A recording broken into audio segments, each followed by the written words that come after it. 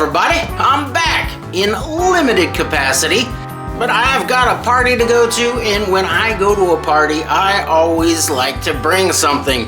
And I've got an experiment that I've been wanting to try. So today, I am making this luscious and luxurious smoked chicken liver pate that everyone's gonna love. So let's get started.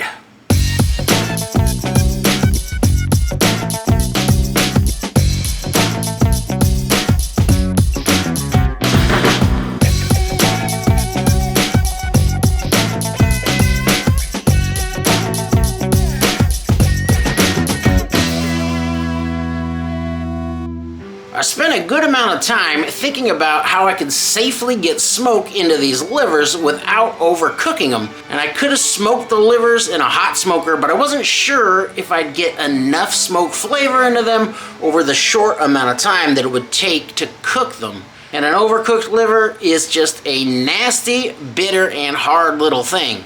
So I settled on curing and then cold smoking the livers and then finishing the pate in a low temperature water bath. And that should keep me safe from growing any nasty bacteria and make the smoothest pate possible. So let's get started by cleaning up the livers. I've already rinsed these livers off with some cold water. So now all that's left to do is trim off the little dangly bit. All that white fat, you can just get in there with some scissors and clip that right off of there. Got a little piece of my glove on there, don't need that in there. And there you are, good to go. We're not going to worry about the membranes on these. I'm going to strain that out later, and it's going to help to keep these livers from falling apart before I want them to.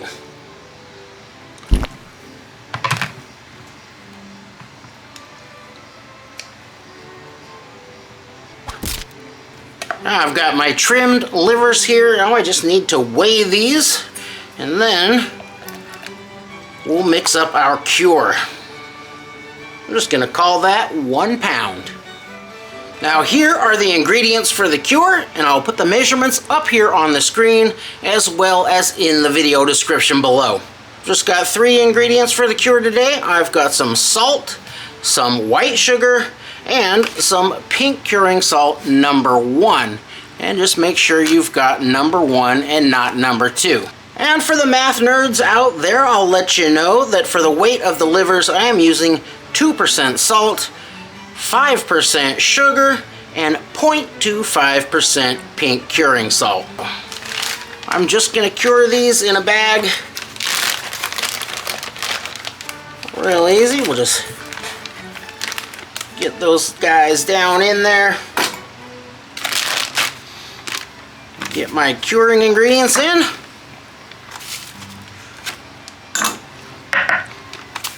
Make sure you get all that curing salt in there, because that is what's going to keep this safe.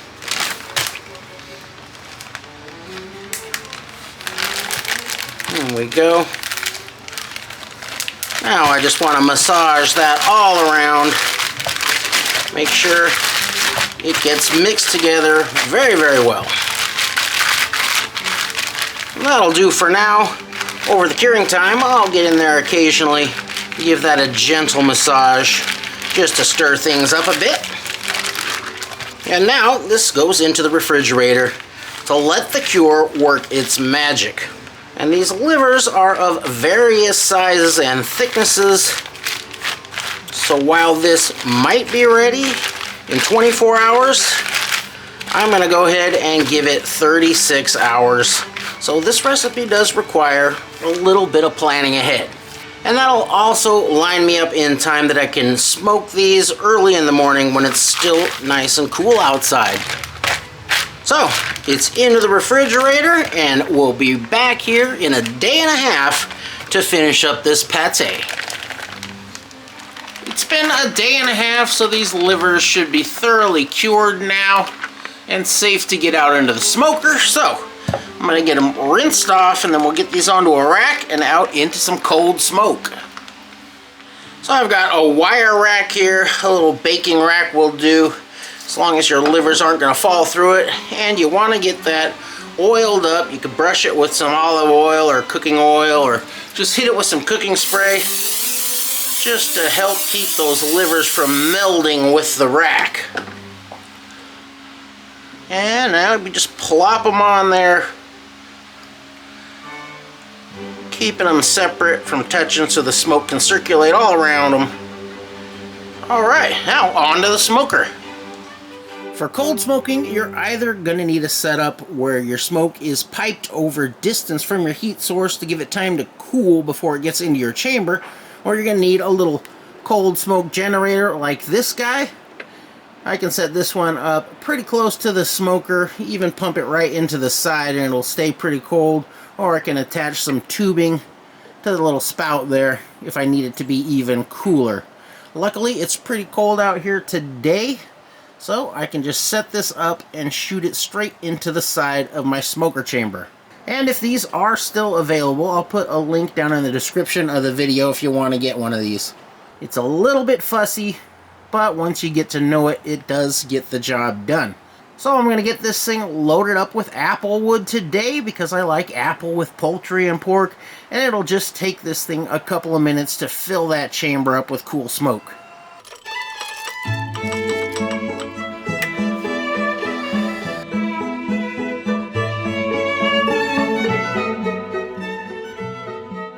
Now you can see how smoky that little generator gets it inside of there. It's very dense, so these livers are only going to take between 30 minutes and an hour to smoke. It just depends on how smoky you want your pate.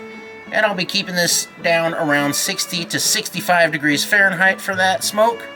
And then we'll move on to the next step.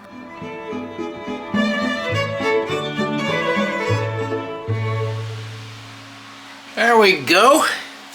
These smell nice and smoky, and they're still completely raw and cool, and that is exactly what you're looking for.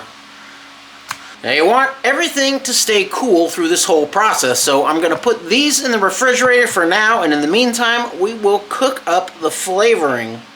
I want this pate to be nice and smooth and creamy all the way through, not a sort of rustic and chunky country style pate. So I'll flavor it by stewing these ingredients in some booze, and then I'll use that strained liquid to season the pate. So let's take a look at what I've got here.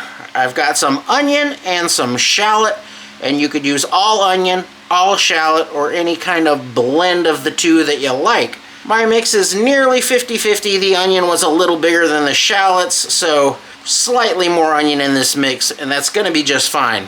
I've got a little more apple flavor here. This is one kind of small apple diced up, and this is some fresh ginger that I've kind of roughly cut up.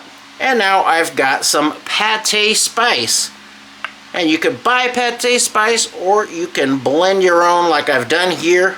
And a lot of times that pate spice will already have ginger in it if you're buying it, so if that is the case, you don't need to use the fresh ginger. Then I'll use just a pinch of salt for seasoning this. The livers have already been seasoned by brining, so I don't need a lot of salt here. And I'm going to be stewing these down in a couple of types of booze today. You can't have a good pate without some swill in there. And the majority of that is going to be some sort of fortified wine. One of those really sweet dessert wines like a port. This is some madeira. Some sherry would be fine here. Marsala would probably be good. And if you're on a budget, get yourself some Thunderbird in there. And I'm going to use some strong booze in there as well. This is brandy. If you want to stick with the appley theme, you can get some Calvados or some Applejack in here. If you want to enhance the smokiness a little bit, maybe some bourbon. Alright, I'm going to start by getting around a tablespoon of some bacon grease down in there. And you could use olive oil or whatever you want here, but I really like some bacon fat in here. When I don't smoke my livers, I'll actually use a bunch of smoky bacon in the flavoring liquid. You can see that if you watch my venison liver pate video. That is one of my favorite things that I've ever made with venison.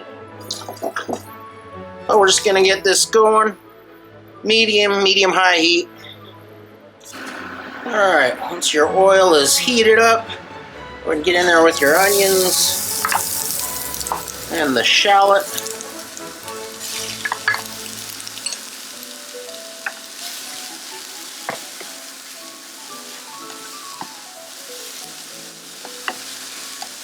I'm going to cook those for a couple of minutes until they start to get a little bit translucent and soften up a little bit. Heating them up to release all the sweet flavors. Once your onions are getting kind of soft there, you go ahead and get in there with everything else. So ginger,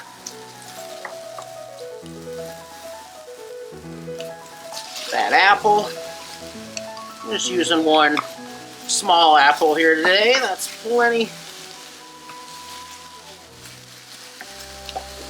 You get my pate spice down in there. Nice pinch of salt, just enough to season these veggies in the liquid. There we go. And then right in there with the booze. There's my brandy. Here comes my madeira today.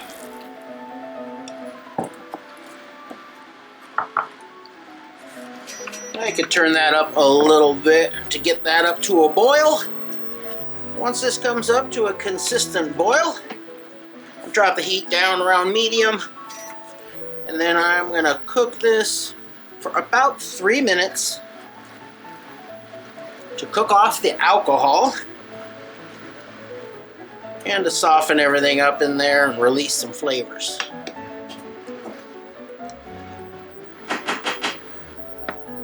Once you've cooked off all that alcohol, you can just take this off the heat and just let it sit until it comes down to around room temperature. It's going to give it some time to let a lot more flavor leach out of the onions and the apple and give you a really nicely flavored liquid. While everything's cooling down, it's thyme picking time, which is my least favorite time. And the last time I did this, I put the thyme in before I strained the pate and ended up re-picking the thyme. Ain't nobody got time for that. And to be honest with you, I am not super picky about getting the very fine stems out of there. They can hang out. And you could use dried thyme, but I despise the flavor of dried thyme, so I only use fresh thyme. My sweet stew is cooled down now, so I want to strain out those juices. I'll just lightly press on this, get all those good juices out of there.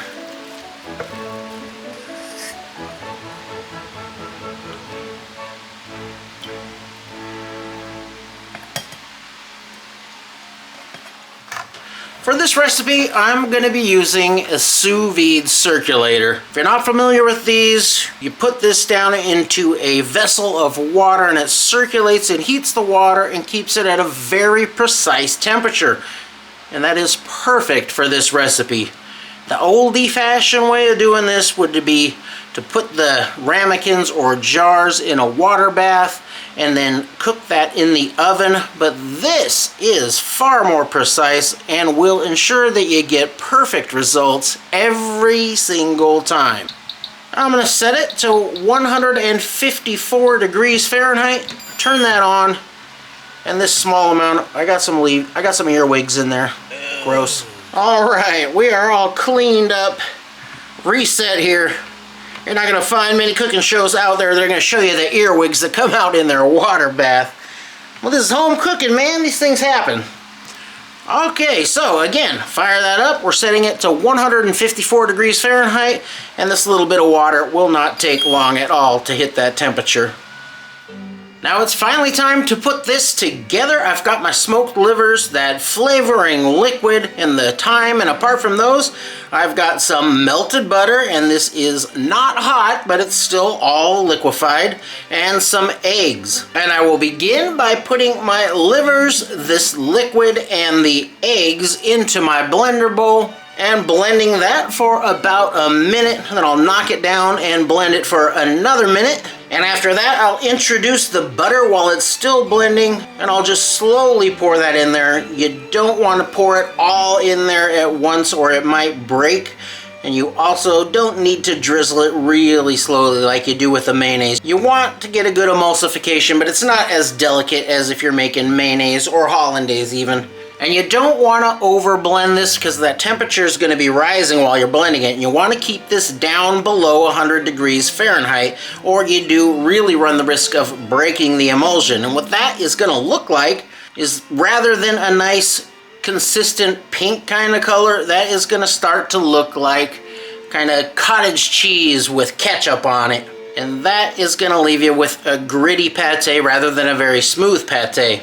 And there is a way that I've used to fix that broken emulsion before. I'm not going to guarantee you that it's going to work, but I did turn my back on this once, and when I came back it was all nasty looking. So what I did in that case was I poured everything out of the blender except for about a cup. Then I blended that until it broke down and then slowly drizzled the rest of the stuff back in there, keeping a close eye on it. And that actually fixed it. But I've only tried it one time, so like I said, I am not guaranteeing you that that's gonna work. You may just be out of luck.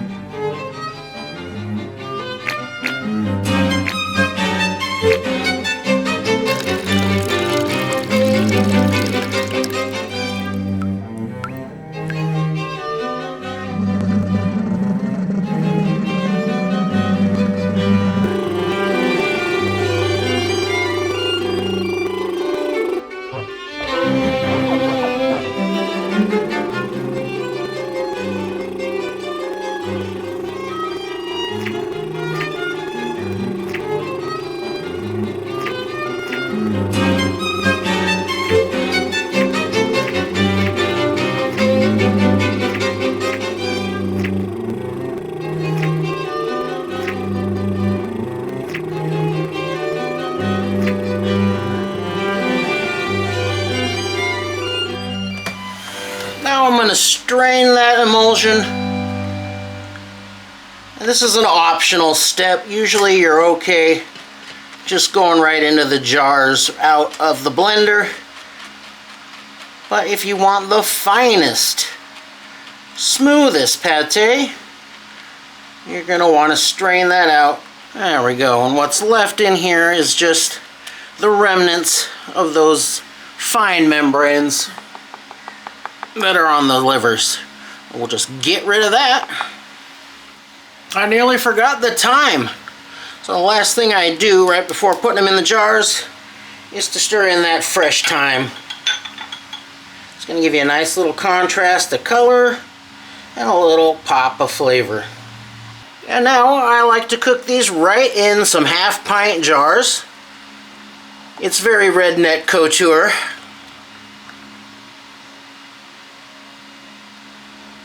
We're not going to pressure cook these, so there's not going to be a lot of heat and expansion, so you don't need to leave quite as much space at the top. A ½ inch will do you there. It's not what she said.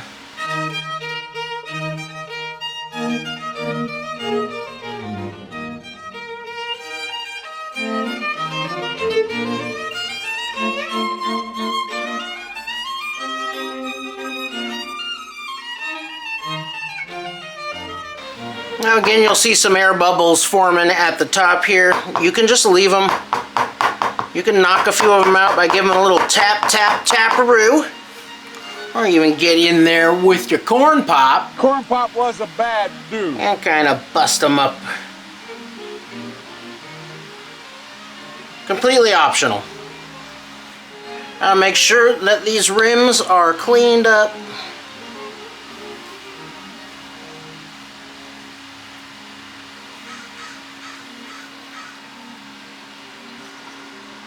And then we'll get these lids on there. Now get your rings on there. Make sure they're nice straight rings and they go on nice and smoothly. And then you just want to snug them up. You don't really need to crank down on these at all. Oh, the jars go right down into that preheated water bath.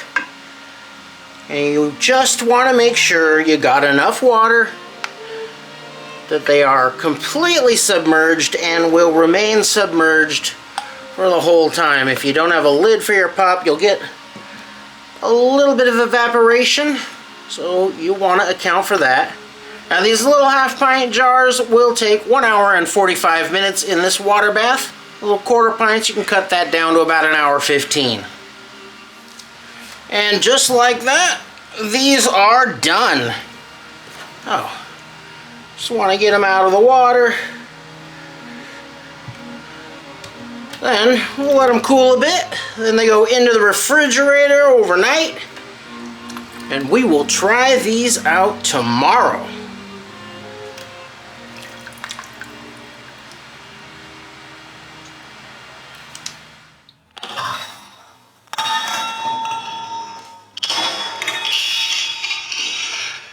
Now when you first open these, you're going to see that that pate is brown in color, like a lot of pates. But when you scrape away that surface, which is fine to eat, but just check out that color. That beautiful rosy pink pate, and that comes from curing the livers. Now I gotta get some bread down here so I can try this out.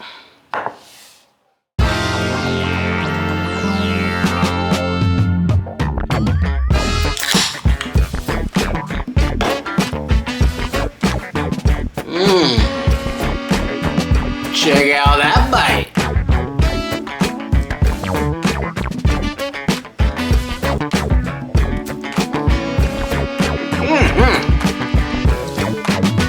Oh, that is pure poultry paradise. It is very light. That is in texture, not in calories. And it is perfectly smooth.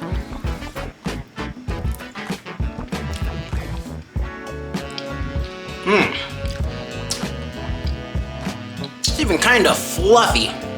Using that sous vide technique, the livers have not been overcooked in the slightest, so there's not even a hint of bitterness to them. There's a nice little sweetness there from the apples and the brandy, and of course that madeira.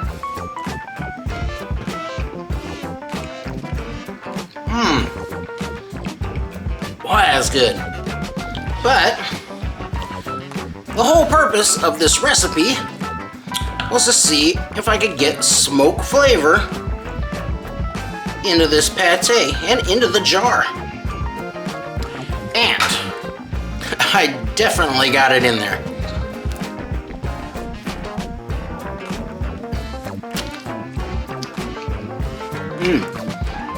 It's not overwhelming.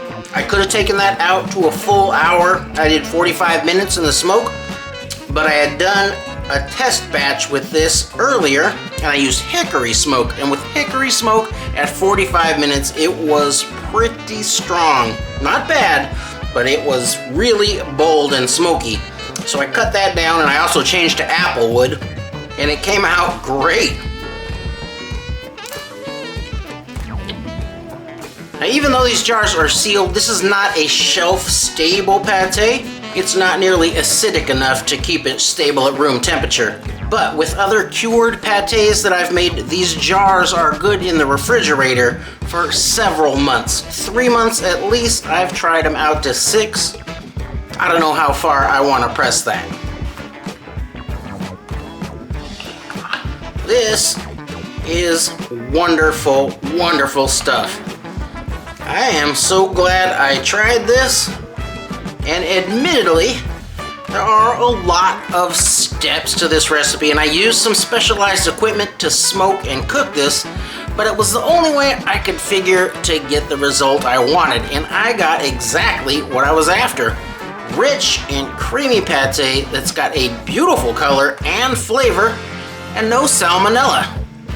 So while this one may not be something that everyone is going to try, I'm glad I tried it, and I know that wherever I take this, everyone's going to love it. Thanks for watching.